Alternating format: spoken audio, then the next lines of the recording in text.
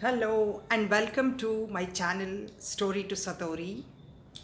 I'm going to start a new series today in the Story to Satori, which is called Being You and Being Mindful.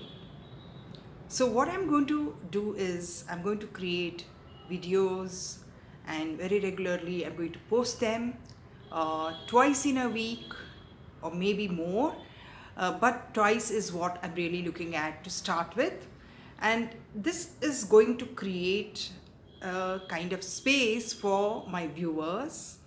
And I would love you to subscribe to my channel, Story to Satori, and you would be getting all the kinds of tips and the tools for leading a very authentic and mindful life, and have that kind of lifestyle where you feel you are being you, that is, you're being your own self, as well as you are going to realize your full potential.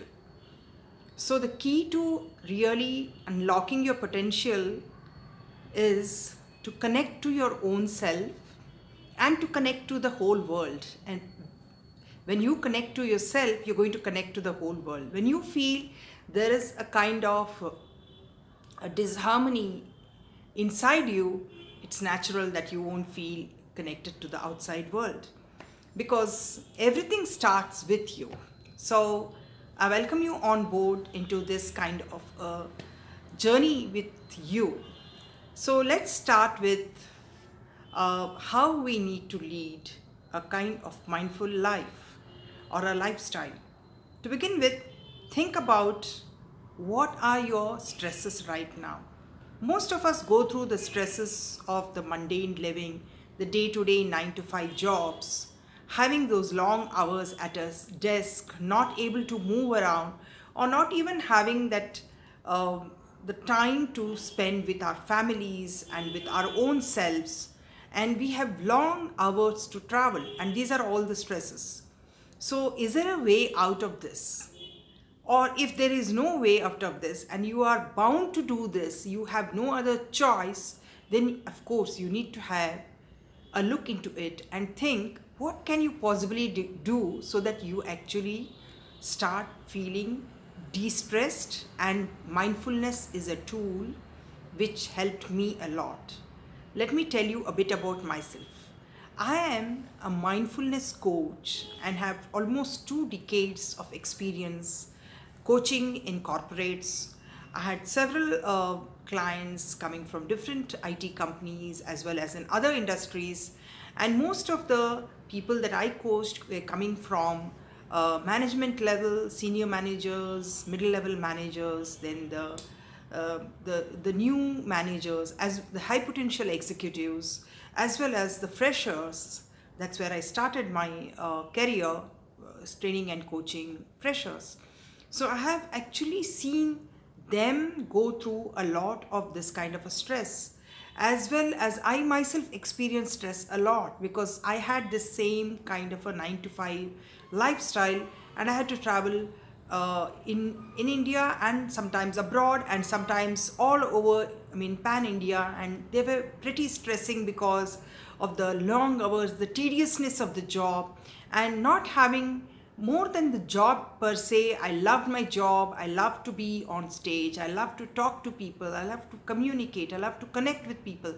But the thing that really stresses us is more of not having enough time for ourselves to do the things that we love most apart from the work. So we have hardly any time to have fun, to celebrate life, to have a more relaxed lifestyle. So this is where I actually felt I need mindfulness in my own life, and that is why I got certified. I was a trainer certified by IIM Bangalore as a women entrepreneur coach and trainer, and from there I got certified as a International Coach Academy certified coach in as a life coach and a leadership coach, and then went to MIT in Boston and got certified as a mindfulness coach. So I blended all my certificates, that is my learnings, into my teachings, that is as a trainer and coach. And that is where I also have started creating online courses to help people deal with these kinds of stresses and lead a mindful lifestyle. And let me share a bit about how I tackled my own stresses. So we could start today with one of those exercises which helped me a lot. It helped me to actually stabilize my lifestyle, to become much more mindful. So we all talk about being mindful, right? Everyone says now, that's become such a very cliched word. Everybody talks of mindfulness, but then do people really know what mindfulness is, or do you really know how to live a mindful lifestyle? It's not just a kind of few exercises and a few meditation and then you become mindful.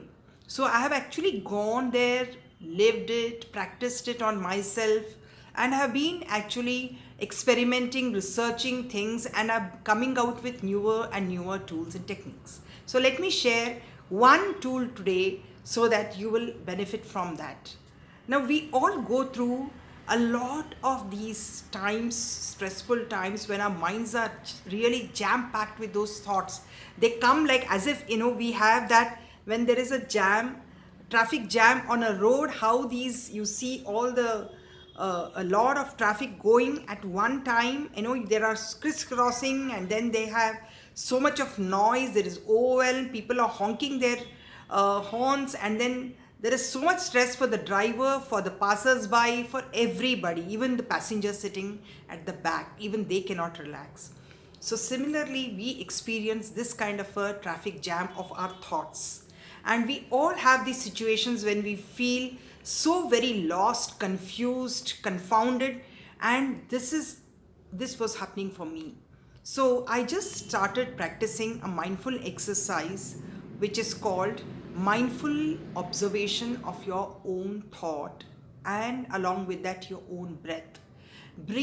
Observing your breath, you can do that, but then after some time what happens is you just you forget to do that, and then you get slip back into your old self of not observing your breath. Many of you would have practiced such a meditation, I'm sure. They are very common ones where you observe your breath. So if you link thought to your breath and try to observe both at the same time, and that is when you start understanding that the more rapid your breath and the more breathing is happening from your chest or from your upper part of the diaphragm, and then you're rapidly you're breathing shallow, your thought process also is very rapid, and then there are so many thoughts coming into your mind that you really not able to focus on one thing at a time.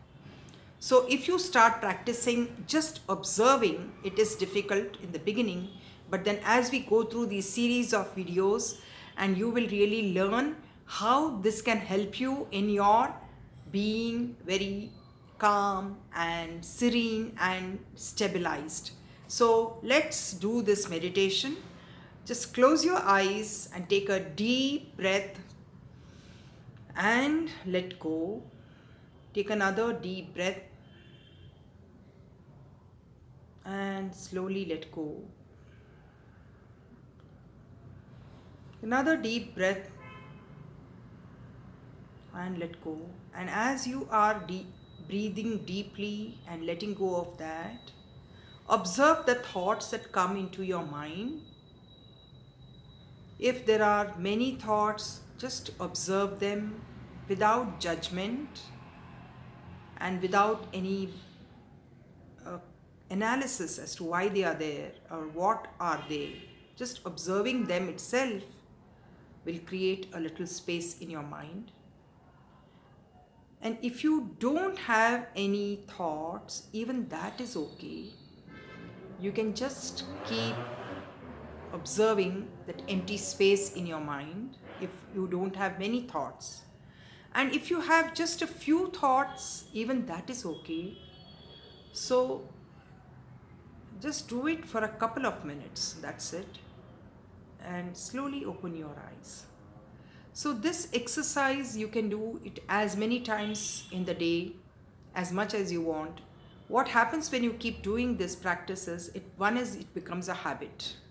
And you are now doing it consciously. You're making it a conscious habit to keep observing your thoughts as well as your breath, and it just needs to be done for 1 or 2 minutes. So don't stress yourself, don't force yourself to do it. As in, when you remember it, or when in times of stress, just kind of take a deep breath, relax, get up from the spot, have a glass of water, stretch yourself, and maybe you can just go for a small walk for a couple of minutes or a 5 minute. You can just go around the place if you're in an office space. And when you do this, it starts becoming a habit over a period of time. It doesn't happen immediately, but then over a period of time, you will realize the benefits of this exercise, which is, it will actually untangle you from that knot of thoughts which is now disturbing and which is very confusing you to either make decisions or stay focused or even to be peaceful. And it may produce a lot of these emotions as well. So I'm going to talk about how your thoughts are actually linked to your feelings in my next video. So please don't forget to subscribe to my channel, Story to Satori, and please leave your comments as to how you found this video and how you found these teachings. And I'll be coming up with more videos in my next video, that is in the coming videos. So till then, stay mindful. Take care. Thank you.